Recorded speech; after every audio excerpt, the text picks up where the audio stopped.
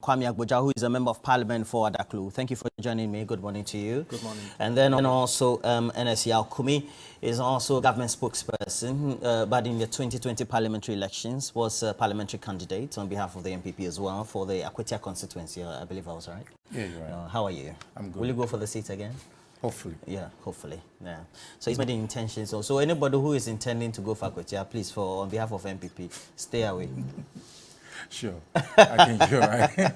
It makes a lot of sense, doesn't it? Notice well served. Notice well served. Okay. But what has been topical over the last, I believe, if not 16 hours, Ms. Agboja, has been the contents of the Auditor General's report, very much publicized. It's on the website of the Auditor General's department, and you can just go there and get the latest update. So it's just not as if that it's a document that is not within the sphere or the domain of the public. But before we do that, let me just apprise you of this. For those of you who are in the following areas, you will be experiencing some difficulties in electricity.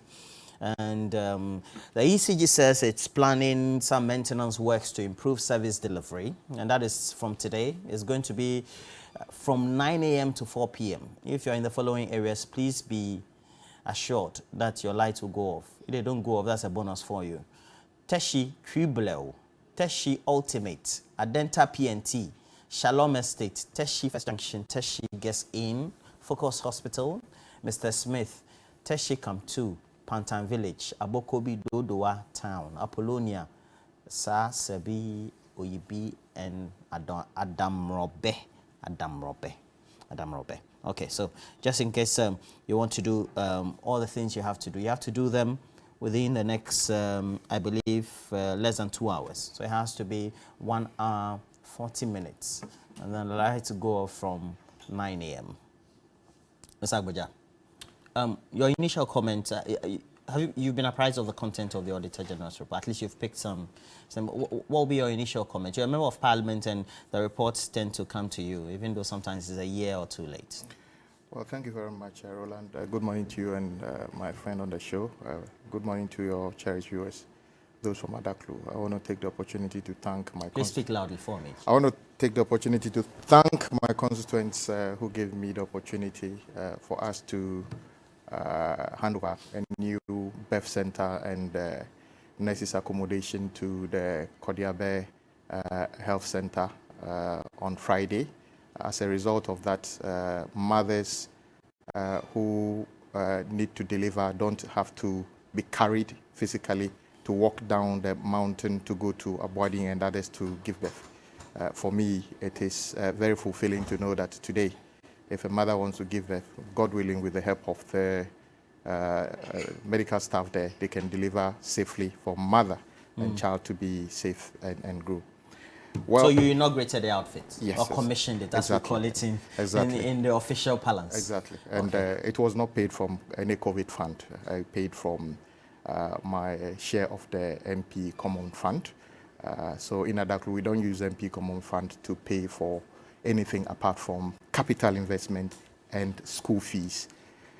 Well, the topical issue about Auditor General's report, Ghanaians must just come to terms with the fact that the 2020 election was bought with their money.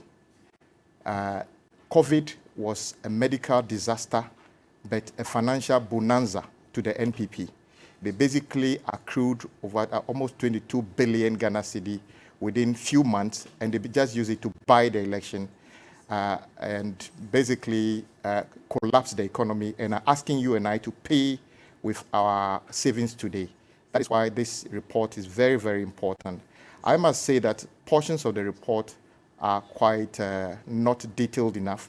That is why I'm happy that Parliament itself, as you may be aware, has instituted a committee to independently investigate the expenditure under COVID specifically. So those will be my initial comment. When we come to the details, I'll show you why the 22 billion was basically used to buy the 2020 election. And just also to apprise you, the mobilization of the 22 billion was up to June 2022, even though, of course, about 19 billion was mobilized within that year before the close of the 2020. So, okay, your initial comments on the Auditor General's report. Let's say good morning to Ghanaians, especially those of us watching us from Akwitia constituency and its environs.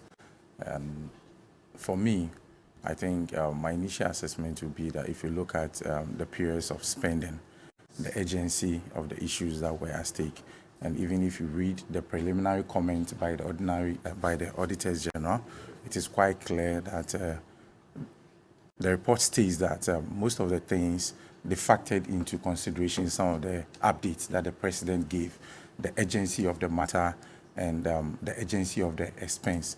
So even where there are variations, even where there were breaches as to procurement laws, they looked at it in that context and also juxtaposed that in their report. So for me, it is quite not well for Honorable to say that the monies were used for 2020 elections. No. There's nowhere in the report where it is stated that there's been an abuse or a misuse of funds. Where there's even a delay, in the expense, I'm sure there are reasons to cover for. If you look at the explanations that has been offered by the various state agencies, you cannot say that there's been a misappropriation of funds anywhere. So it's quite not well or out of place for Honorable to state categorically that those monies were used for election purposes or electioneering machines. I think it is not well positioned. But what I know is that if you look at the agencies of these expense at the time, most of the things, actually, you may not get some of the things right. Because if you look at where there was even a variation, there's an explanation as to where maybe they were looking for a single phase nose marks, but then later on the scope changed. And when the scope changed, maybe there was a price variation. So I think there are reasonable explanations to some of these expenditures. Although in principle, if you look at the corporate governance theories and practices, some of those things do not fall in line with these corporate governance expectations. And therefore, the Auditor General, in line with their duties and responsibilities, and also their terms of reference for carrying out this special audit, one may be tempted to say that, yes, some of these malfeasance or infractions has happened, but it is not to say the monies were used for the wrong purposes as being speculated by Honorable.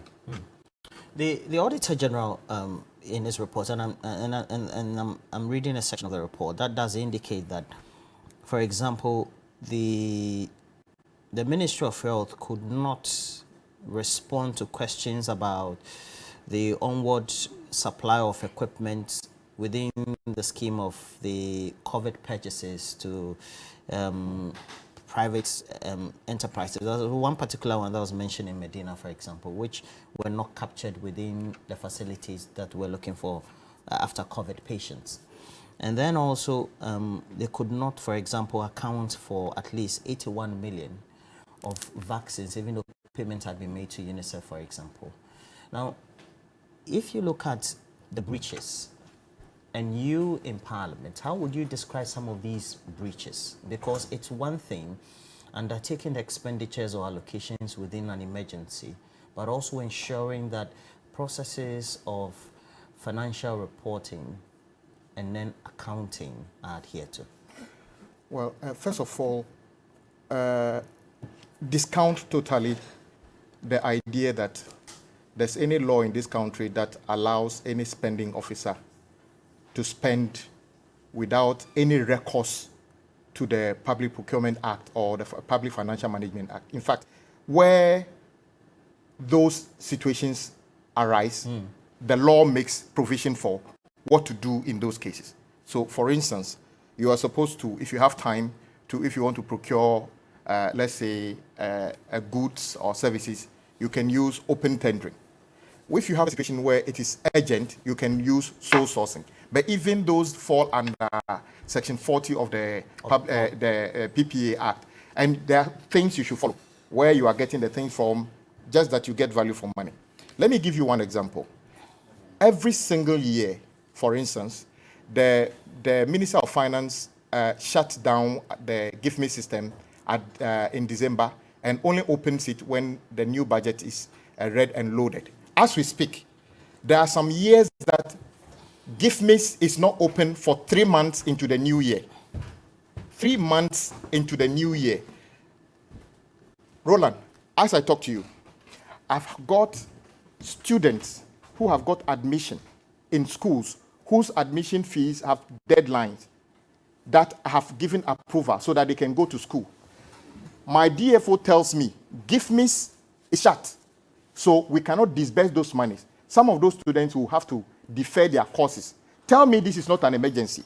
This same finance minister decides that these monies cannot be paid, though there's money in the MP Common Fund, cannot be disbursed because GIFMIS is shut. So how come this same finance minister decides that he can disburse money? In fact, if you read this, less than 5% of the amount disbursed went through GIFMIS.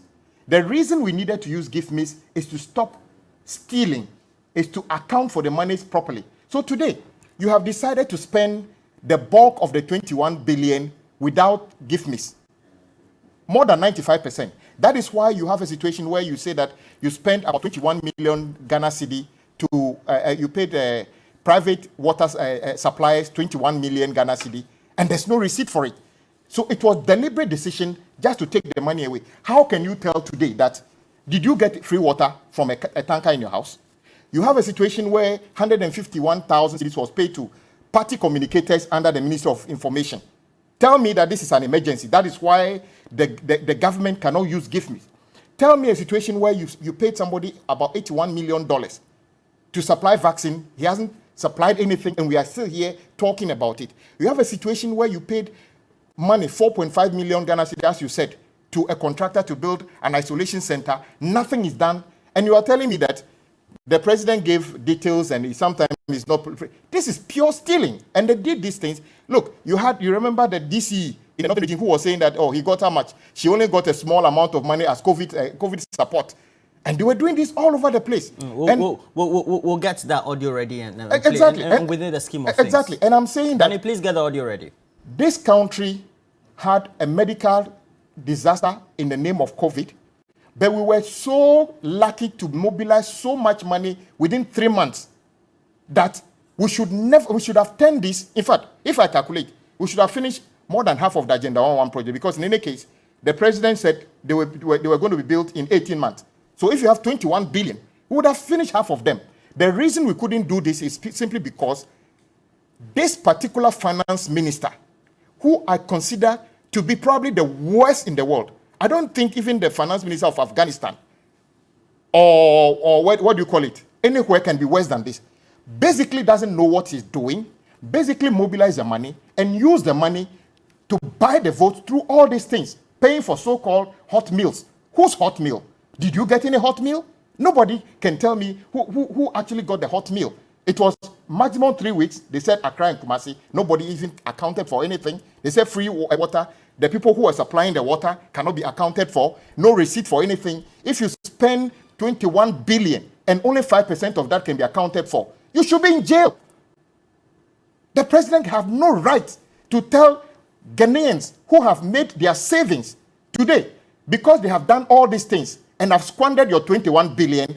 They are telling you that it is your fault that they have squandered the money. So the savings you have made, upon which the 78-year-old lady is attending to dialysis, tying the accruals of her investment to how many sessions he can have dialysis. She's been told, we won't give you your money. You can go to hell because we will give you in 15 years' time. So this is tied to the debt restructuring and everything. And I'm saying that this government cannot be more callous than anything. And it's not, look, Ghanaians are not angry enough. Because how do you spend this or misapply this? You cannot account for them. Giving money to your party communicators in the name of COVID. What is emergency about paying? In fact, paying 10 million, one of the things you said, when you buy insurance, don't you get that document? In fact, before they buy insurance in your name, you need to provide some details. Your name, your next of kin, because if the unthinkable happens, so they must fall on somebody. So where are the details of those so-called premium insurance they bought for healthcare workers? In any case, healthcare workers are about 150,000. How did you select the so-called 10,000 that you insured? They're about 150,000. How did you select the 10,000? Is it the case that you arbitrarily decided that we are insuring 10,000? Show us the list of the 10,000 you insured, because in any case, they are individuals. If things happen to them, you are supposed to trace them and be able to pay the premium. So we can't sit down here and see this auditors. In fact, for me, this auditor's report is a bit of a tabletop job. We need a better forensic investigations into this.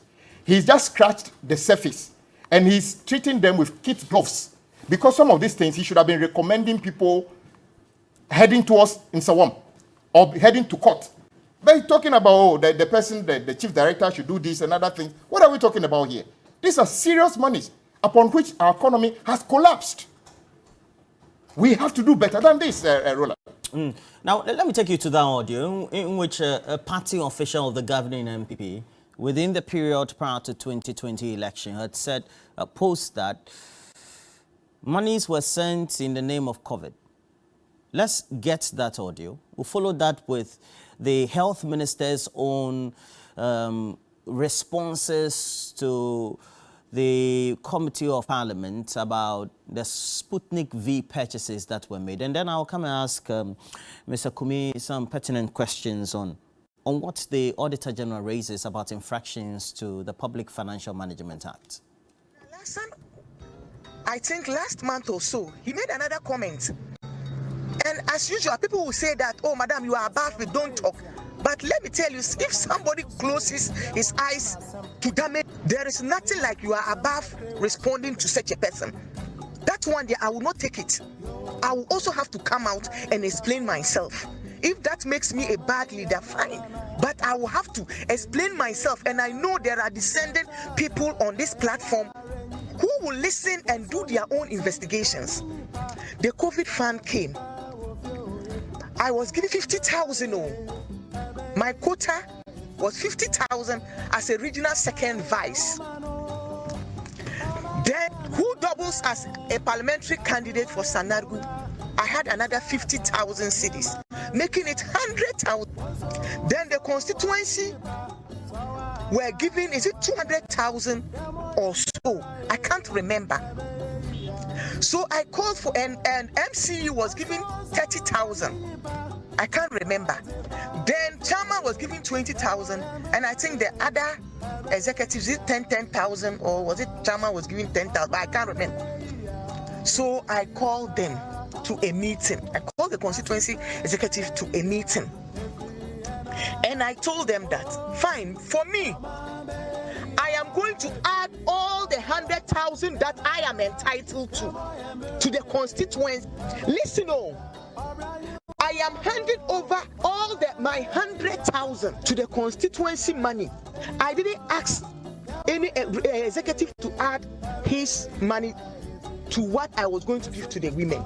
I handed over the forms and everybody to the team, and we went round and we did the disbursement. The next step was, I have taken police station executives' money and I want to spend that money, my 100,000, not even one that I filled for somebody in my house. Not even one that I filled for a member of my team.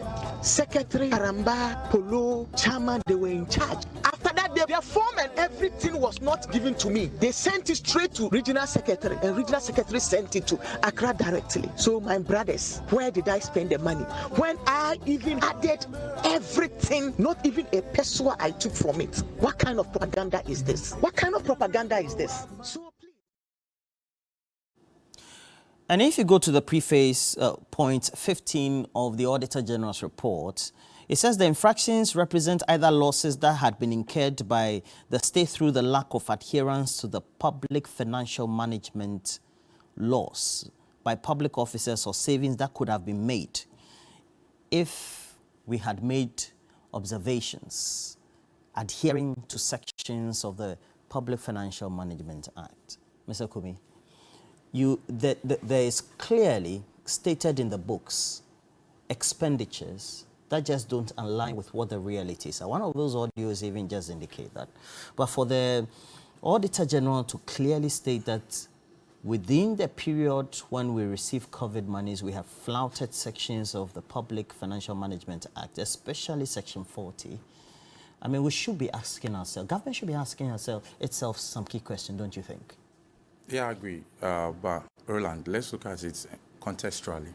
I mean, the essence of auditing any firm is to establish that there's a faithful and accurate representation of, in terms of expenditure, or what has been given to you to spend. And that's how come I'm happy you stated what some of these things are. And by carrying out this audit was to ensure that some otherwise gains or losses that could have been made by the government in terms of the expenses that were made at the period, by adhering to the policies or what the law says, is what the Auditor General was checking against. Therefore, if we look at what has happened now, it is not accurate for all of us to think that everything that has been captured under the report seems to suggest that some monies has been directly misplaced or misused by any other persons in these positions. Now, back to the video that you just played.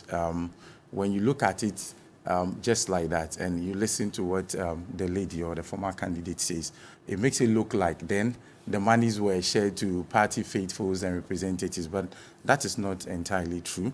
If you listen to her clearly, and some of us that have been in the space, as she mentioned, she said her quota. The quota is not necessarily monies that were allocated to her as a person, but people that faithfully she also led to source for some of these funds to help their businesses and also to help establish something to live within those difficult times. That's what she meant. And I'm sure if you go out there as a journalist to look out for it, you'll find it. And if under the report, it is clearly captured that indeed monies were given to SMEs and other businesses to expand during the period. So if the candidate states that my quota that was given to me was this amount, it is not to say that it was a money that was released to her as a person, but a quota that she led other persons and SMEs within her jurisdiction or her span of control to access money from those state enterprises is what she means by what she put out there. I was within the space at the time I was a candidate, and I saw how other persons helped mobilize such resources for people that were within their constituency. So let us put that in perspective. It is also instructive for all of us to take note that some of the things that were being speculated by Honorable Agboja here, like the water. Roland, did you get or did you receive any free water? It's not all of us that received the free waters, you understand? But clearly, the report never states that there wasn't anything like free water.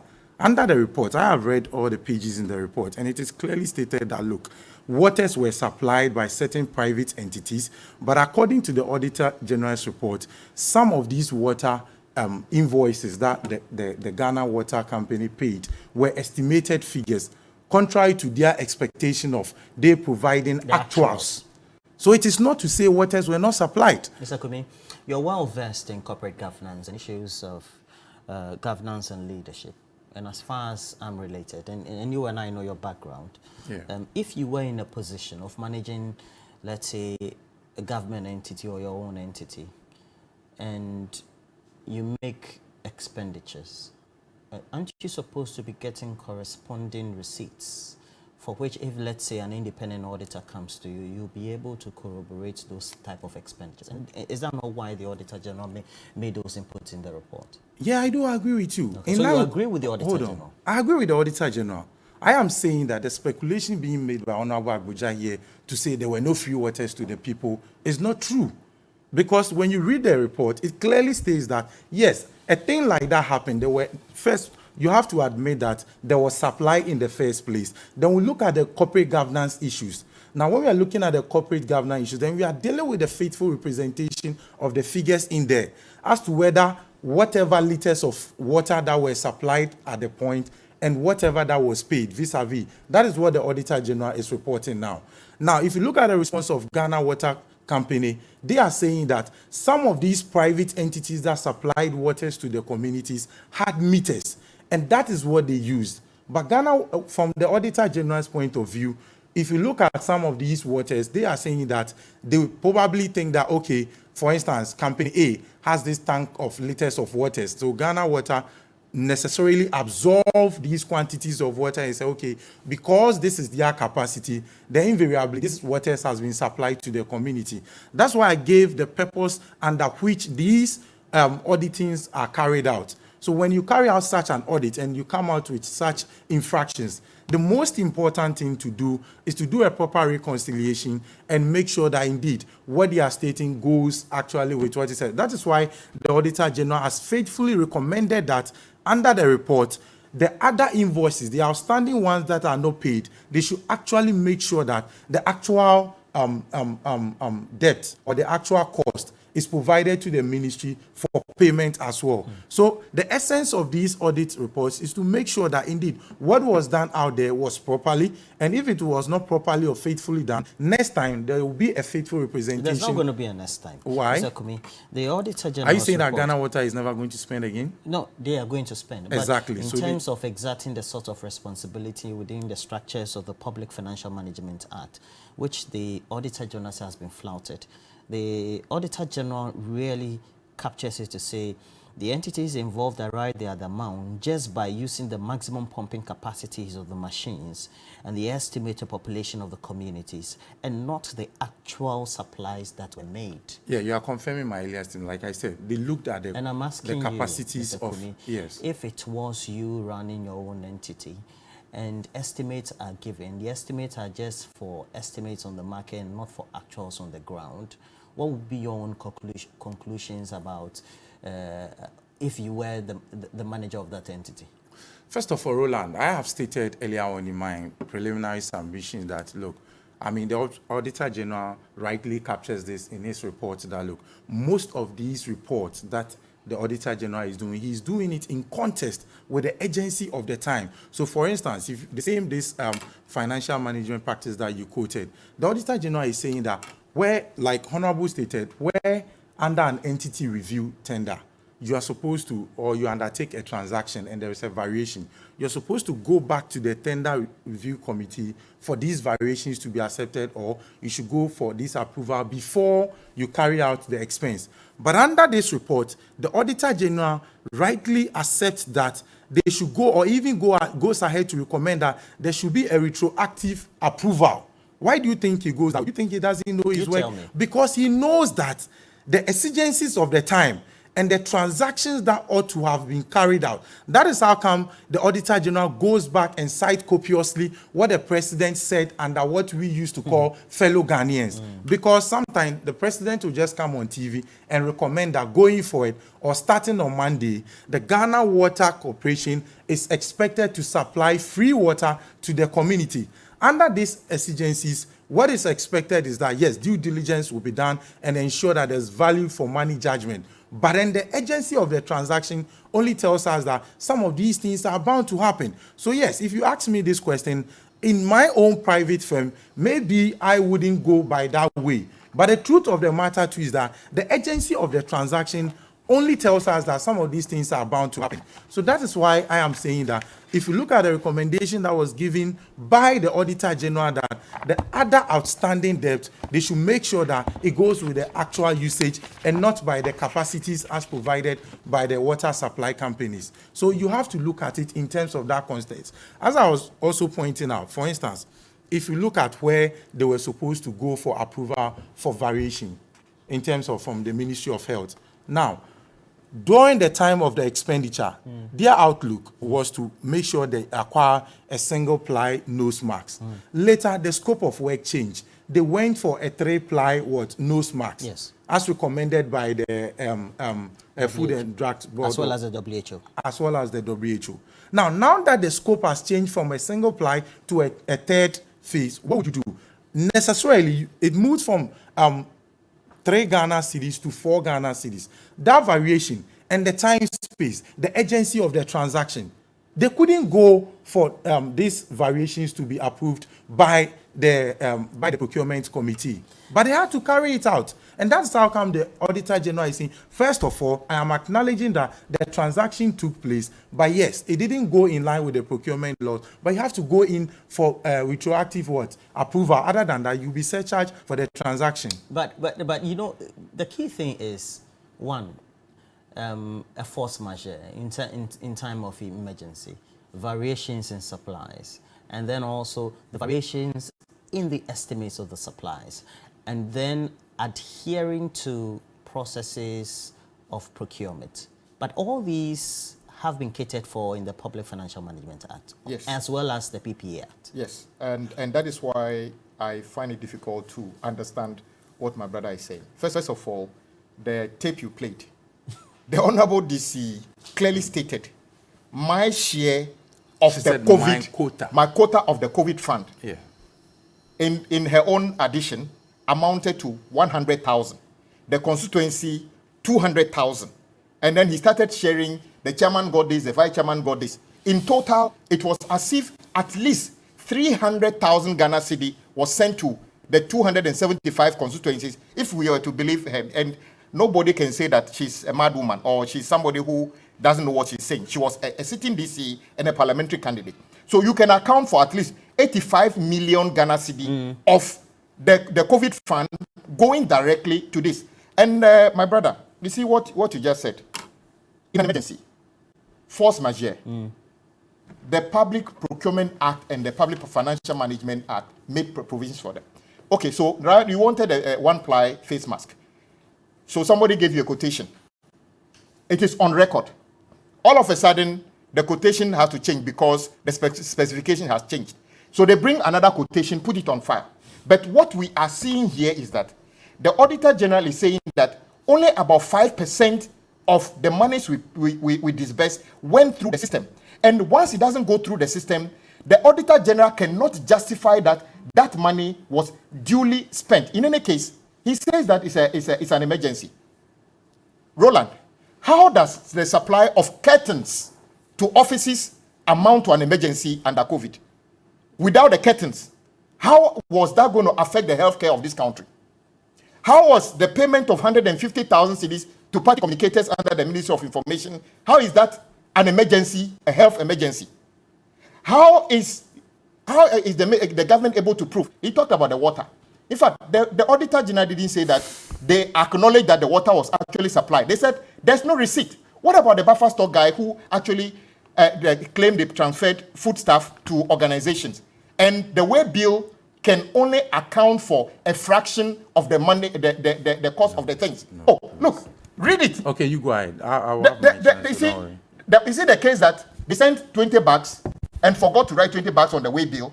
I'm saying that all these things just clearly stated how this government squandered the money. In fact, no portion of the Public Financial Management Act or Public Procurement Act will support what they have done. Yes, we had an emergency. Everybody wants a vaccine. What did we do? We ordered the vaccine. Nobody is even talking about the fact that the vaccines were ordered through sole sourcing. What the auditor is saying is that 81 million of that you haven't even collected, and there's no record of whether you requested the money back. That is different. In any case, that one, we know we paid $81 million. So we can go for our $81 million. But what is government doing about it? Nothing. Today, we are actually looking around to borrow even $1 we can't get. Meanwhile, this government under President Akufo-Addo and Dr. Baumia and the president's cousin, the finance minister, have given away $81 million to somebody. They are not interested in looking for that money. Believe me, we have had situations where government actually travel to another country to go and get $2 million. You have given away our $81 million. You have given away 85 million Ghana cedi to your party people. According to the DCE, you have paid for curtains under emergency. You claim you have paid you have bought insurance for 10,000 workers. We are not blind people. We are not stupid either. If you buy an insurance, you have a copy of it because on the particulars, you state all the things, including your next of kin if something happens. And I'm saying that since we have about 150,000 health workers, how was this government able to select the so-called 10,000 people that they bought the insurance for?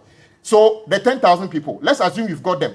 Give us copies of each of them's premium.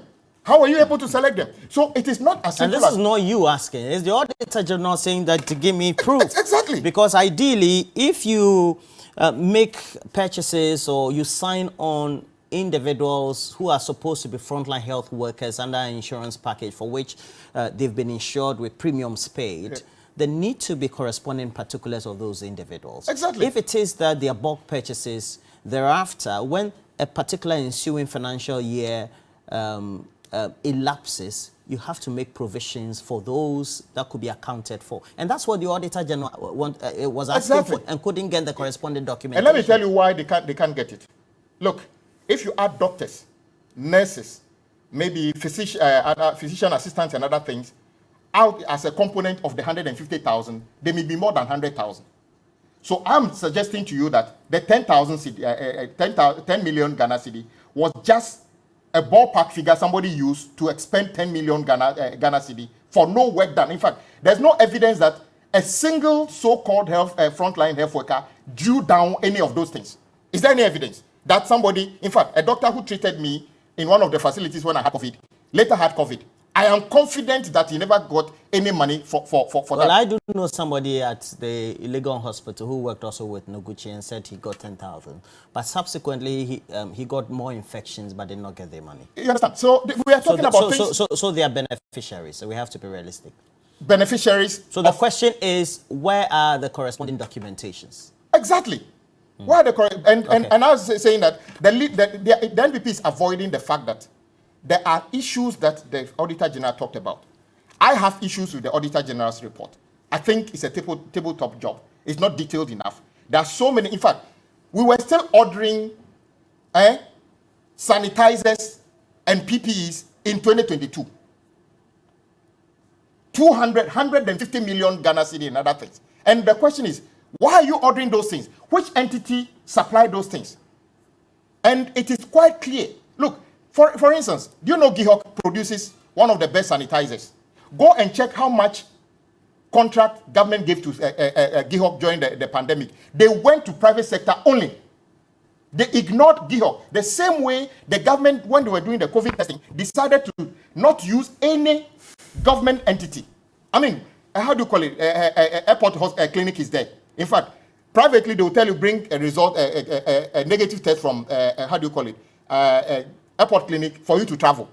But when you don't want to do the testing, they set up a company with a Nigerian to fleece Ghanaians $150 until we started shouting, and then they reduced that one of Ghanaians. So that one also went into tens of millions of dollars taken away from us. So I'm saying that COVID was a medical disaster for Ghana, but a financial bonanza where NPP milked it to the max and now collapsed our economy and are telling you and I that we should go and use our savings to bail out the economy. They are telling that 73-year-old lady who is on dialysis and has tied the accruals from her bond to then how many sessions of, dialysis you can have, telling her that we will not give you any interest, i.e. you are not going to have your dialysis, and we'll give you the capital in 15 years' time, 15 years plus 73 years, how many of those people will be alive? Basically, government is saying that we are seizing your money. That is why we should tell this government, we are not part of the mess. Clear the mess yourself. There are key questions about actions that were undertaken by key public officials, and i.e. the Minister of Health and allied agencies in the procurement of vaccines, which at the time, when questions were raised, were, if you look at post facto, the situation or the event was going to lead us up to today. And it clearly was related to the purchase of vaccines. The transparency with which the Minister of Health answered some of those questions were just not in order. And these have been raised in the Auditor General's report. 81 million paid, and the vaccines not received. Whether they've been retrieved or not, the Auditor General cannot establish that. All right, well, let me deal with your question, then I can deal with Honorable Guja's. No, you can deal with his first, and then you deal with the question. Okay, so one, insurance is a transaction between the assured and the insured, you understand? And when you undertake an insurance transaction, what you need is an insurance certificate to establish that this transaction has been undertaken with an insurance company.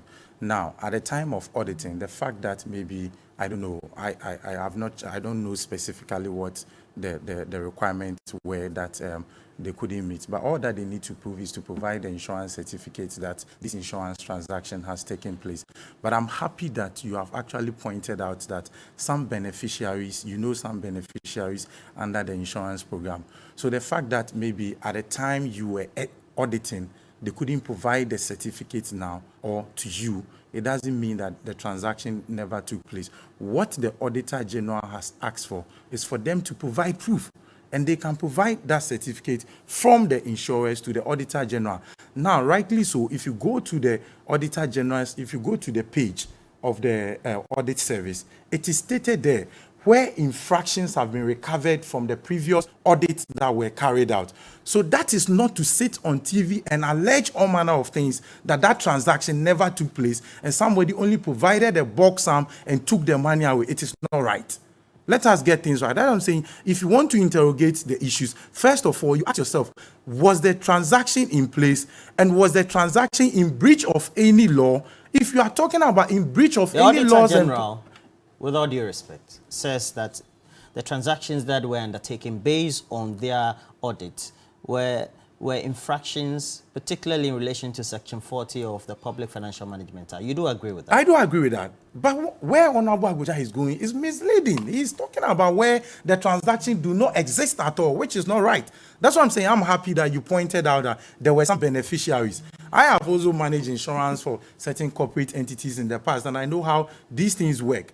Until something happened and you sought to make a claim under your certificate, you wouldn't know who and who are covered. So until you probe, then the certificate is released to tell you that, look, under the certificate of the transaction, it covers Roland, it covers NS, it covers Abuja. You understand? You need to understand these things, but you cannot say the transaction did not take place and the monies were just released in bulk to certain people. To move on. You see, he's made all manner of allegations, hot meals. There were never hot meals. Roland, did you receive any hot meals?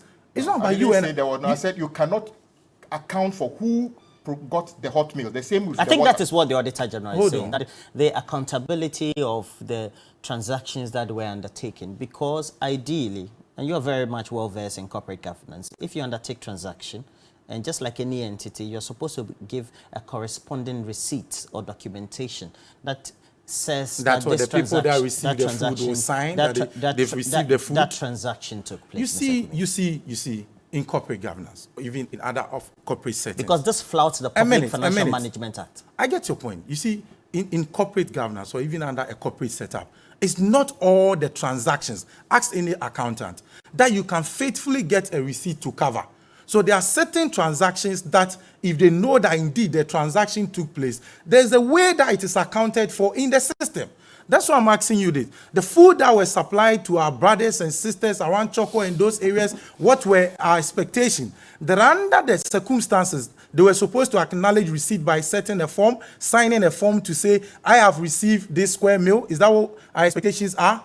Now, let's go to the buffer stock system that he was talking about. If foods were not supplied, why were those monies paid? And if you look at the report never said that the transaction never took place. The report said that if you look at the amount of monies that were paid from the Ministry of Finance to the buffer stock company and the way bills that were provided to corroborate the expenses that were made, they were not in line. They were in short of almost about 1.4 million cedis. You understand? And what the buffer stock company is saying that, looking at the exigencies of the time, the emergency, the rush with which these expenses were carried out, there were certain suppliers that failed to provide their way bill. Therefore, that's a breach. That's a breach. But I'm saying that if your only means... Do you agree that is a breach? I agree that is a breach. That the fact that you cannot faithfully account for... Because there's a contractor. Roland, let me land. There's a contractor. I'm saying that is not the only way you can account for... Do you agree that is a breach, Mr. Kumi? I have acknowledged. You don't need to belabor the point. But I'm saying I'm that... belaboring the point. You are belaboring because you're repeating yourself. But I'm saying that is not the only way you can account for the transaction. Then how do you account for it? You can account for it through other means as well. Wherever are you saying that to the Auditor General? Let me land. You've asked how. Okay. Let me explain before you go to your next question. You understand? If you are using way bills as one means of accounting for the transaction, and there are other shortage of the way bill because certain suppliers did not provide their way bill at the time of the transaction, it does not invalidate the transaction. All that you are required to do is that those suppliers who have failed to provide their way bill under the transaction must necessarily do so. If they fail to do so, the Auditor General is saying that the CEO is surcharged for the amount and must pay that to the Auditor General's recovery. Is there no possibility that actually there are no transactional reports from the suppliers at all when the queries were made by the Auditor General? Because the Auditor General and his assigns that he sent to go and do the audit of the MDAs or MMDAs, don't just take a day, but rather take sometimes There weeks, are- as for raise possibilities, queries, and then you're supposed to undertake corresponding provision of the receipts. So it's not as if that the Auditor General just went in today and told you that if you don't bring the receipts tomorrow, I'm going to put it in my report. Actually, there's conferencing that is done. Is that not what is done? Even in private organizations. Hold on. So when you are taking this audit, there's a period. The auditor takes all these investigations or findings, then he comes out to sit with you that these are my findings and this is what's going to go into my report.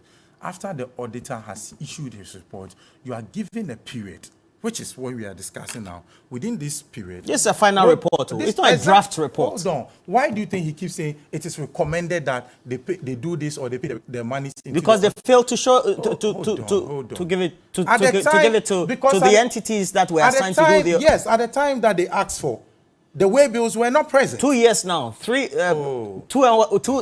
now, 1.5 years now, a year now. 1.5 years now. Are you saying that it's been 1.5 years since the report was issued to them? But you're not supposing that the auditing was done just in 1.5 years. The auditing started in 2020. By close of 2020, the audit started by the first quarter of 2021. I am saying that whatever period they went through for this investigation or auditing, after that, it is within this period that the CEOs responsible for... Mr. Kumi, I've asked you a question, and the question is that if you were managing your whole corporate entity... You've asked and I've answered it. Please, let me just use the time to deal with other issues that you have raised. Deal with it. I've answered that. And I'm saying that this is the time for these CEOs to either provide the way bills or be surcharged after the audit report has been closed and submitted? The report has been submitted. And it's not, if like go to the state agencies and ask them, for instance, if you look at the 81 million that you're talking about, it's not as if the money has been lost. The monies that were paid to the UNICEF and AVAT, according to the Ministry of Health, is just a value for money transaction. In order to avoid the expiration of these vaccines, they've decided that instead of receiving all the 16 million vaccines at a go at the Ghana cold room, where you are likely or there's a possibility that some of these vaccines were going to expire, they have decided they are going to receive it in batches as and when we need it. So it is according to the vaccination rate. So due to the vaccination rate, then they will be, as we speak now, as of last week, I'm rightly informed that about 1 million of those vaccines came in. And I have seen adverts rolling out on your TV and other places on these... Have you seen the report that also says over 1 billion vaccines expired?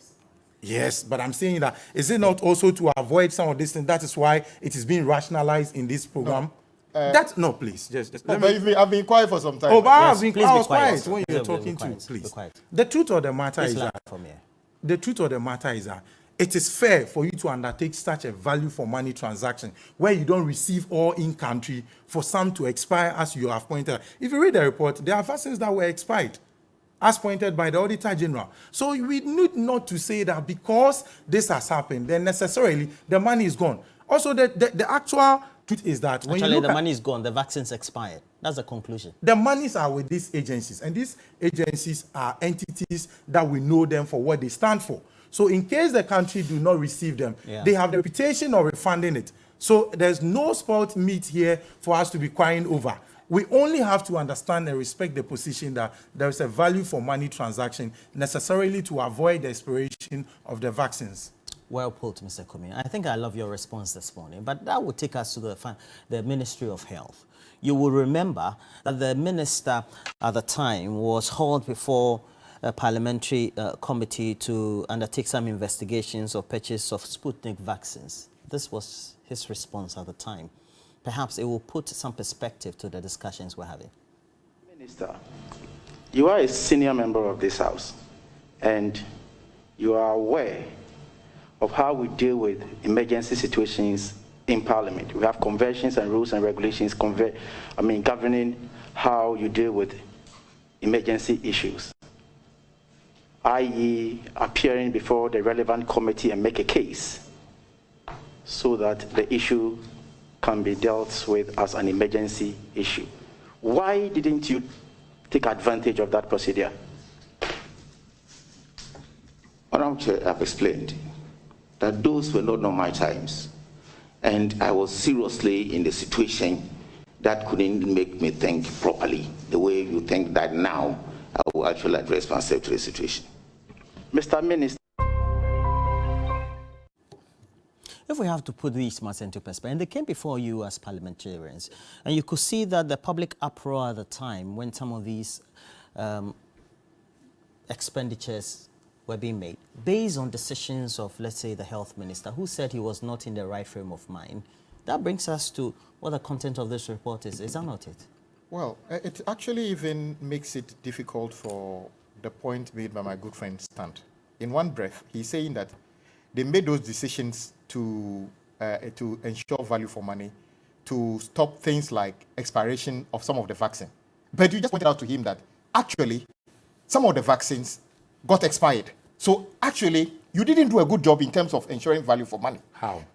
Because the vaccines expired. Because you said but that. Is it not a continuous transaction? So, for instance, you've received some vaccines. No, hold on. Some have expired within the period. Won't you learn?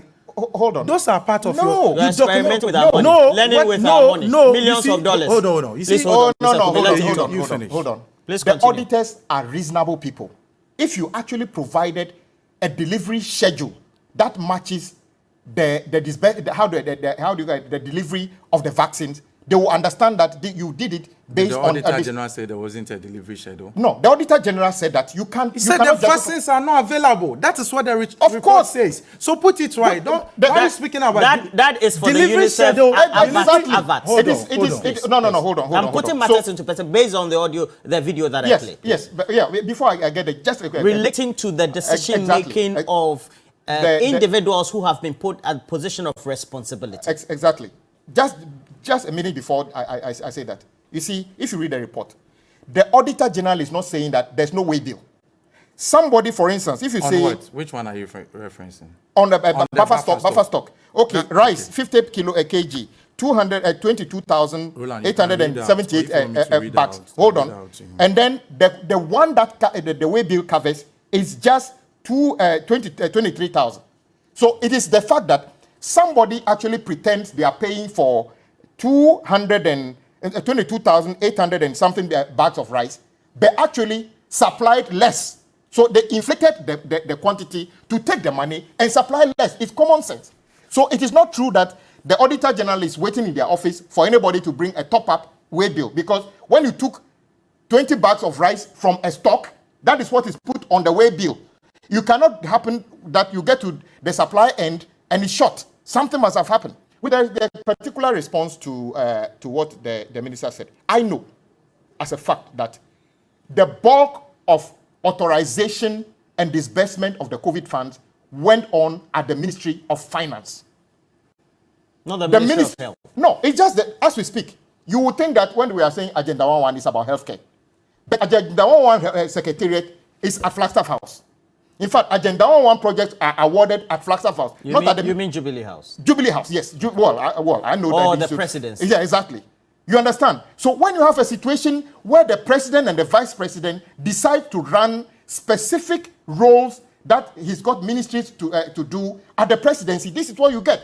So Agenda 11, the minister actually answered a question in Parliament and says that I don't have details of Agenda 11. Meanwhile, it's a healthcare project. Come to, special initiatives. That secretariat is under the presidency. They do all this things simply because they want the spending to be done under the nose of the president. And that is why the president cannot be absolved from this. And guess what? The person in charge of the disbursement is the finance minister. In fact, if there's any punishment for the health minister, 50,000 times that punishment has to go to the finance minister. The truth is that the president doesn't do disbursements. He has appointed the finance minister to do that disbursement. Yeah, the finance minister. The finance minister. Please, Roland, quick one. The president doesn't do disbursements. Like I told you, I've read all the 119 pages of the report. Yeah, I've also sifted through it. At page 13 of the report, National Food Buffer Stock Company. It's easier to make a paragraph. Paragraph 37. Exactly. So you can check paragraph 37. Yes. We noted during our review that between April 2020 and September 2020, National Food Buffer Stock Company Limited received 3 payments totaling 42 million, blah, blah. However, we noted that way bills from the various institutions amounted to 40,831,000, resulting in an over-invoicing of 1.4 million. We recommended that the CEO of the National Food Buffer Store Company to refund the excess amount paid to the Auditor General. So your point is that it's not that the supplies were not made. Exactly, and he was trying it's to... It's just that documentation was not. It's a documentation issue. That is wrong. That is wrong. Over-invoicing means that you got paid for 10 things. Over-invoicing means that you overestimated. No, not estimated. It is, you got paid for more things than you supplied. It is being accounted for as over-invoicing this way because the corresponding way bills do not go in line with the 42 million as an expenditure.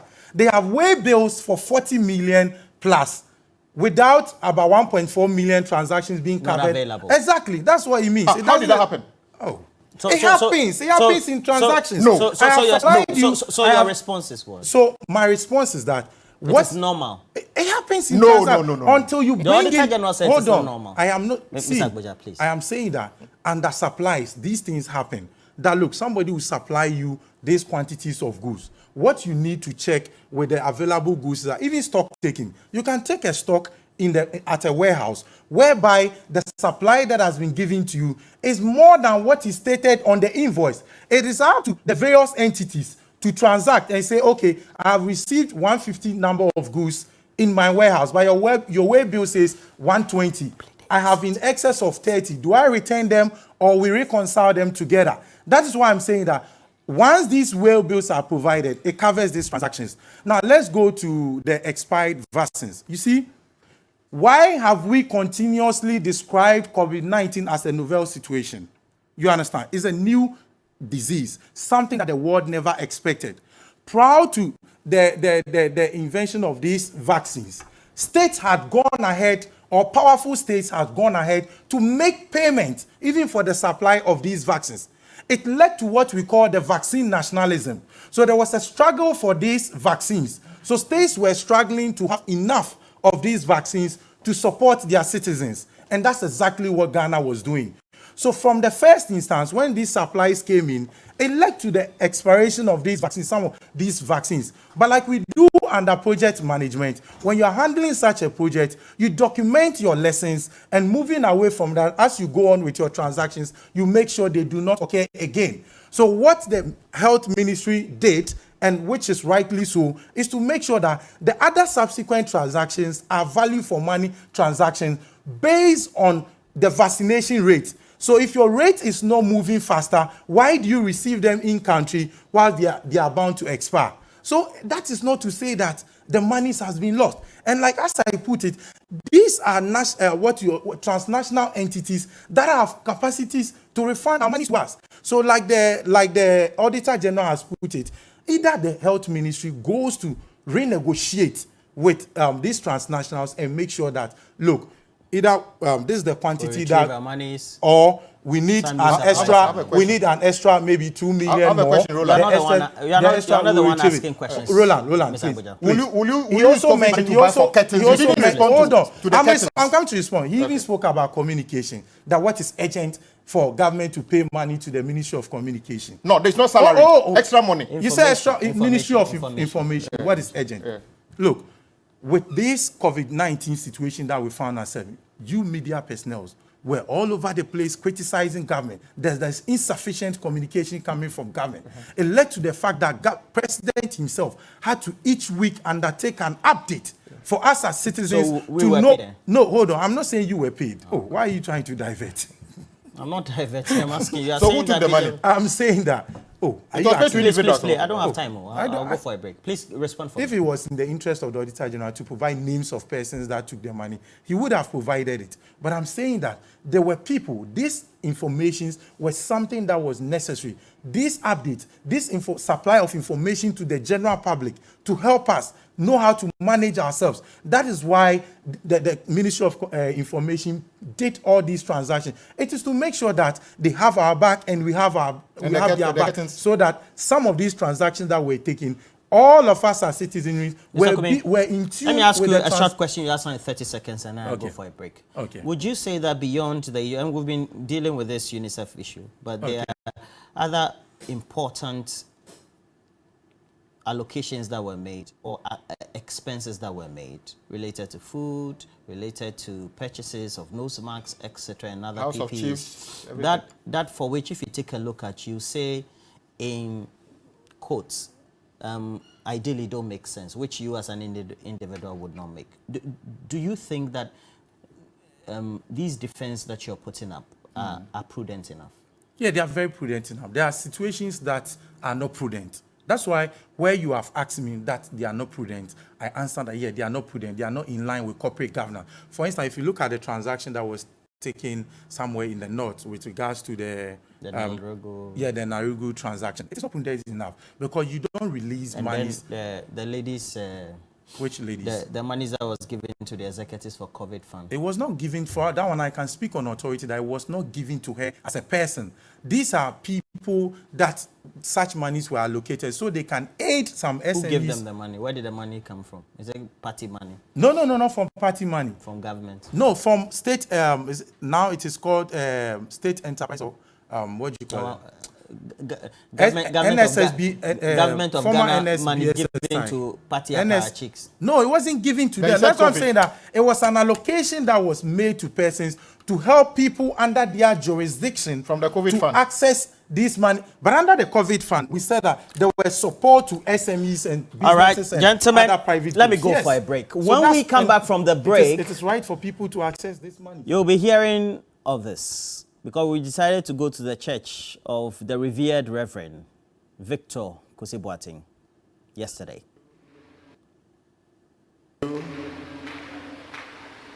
We're excited when you see your father up there, always happy. Papa is up there, Papa is up there. But when you are up there and you are fighting up there, then some of you are crying.